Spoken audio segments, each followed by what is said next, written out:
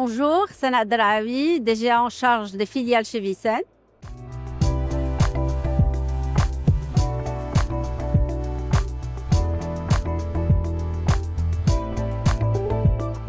Aujourd'hui, on vit le premier événement technologique qui est dédié à la santé. Donc, GITEX aujourd'hui a fait le choix de faire le focus sur la santé. On est ravis de ce pas.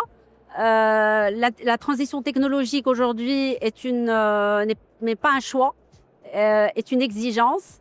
Maintenant, vous avez raison, comment intégrer ces technologies dans le système actuel et pendant la réforme. Donc, c'est vrai qu'on a beaucoup d'innovations qu'on essaie d'intégrer, mais il faut une volonté, que ce soit politique, ministère de la Santé, pour revoir les remboursements et upgrader toutes les solutions, pour qu'on puisse upgrader toutes les solutions aujourd'hui. Donc, vous savez que c'est plus cher, dans tout ce qui est technologique est un peu plus cher, et le remboursement doit suivre pour qu'on puisse faire bénéficier et les praticiens et les patients. En fait, nous, notre approche, à chaque fois qu'on a une solution technologique, on la présente aux parties prenantes pour prouver la valeur ajoutée, que ce soit pour le praticien et le patient.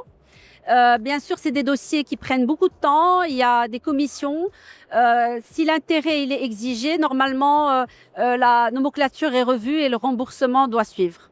Très bonne question. On est en pleine réforme. On vient de voir que la gouvernance commence à s'installer avec les GST, la nomination des directeurs des GST.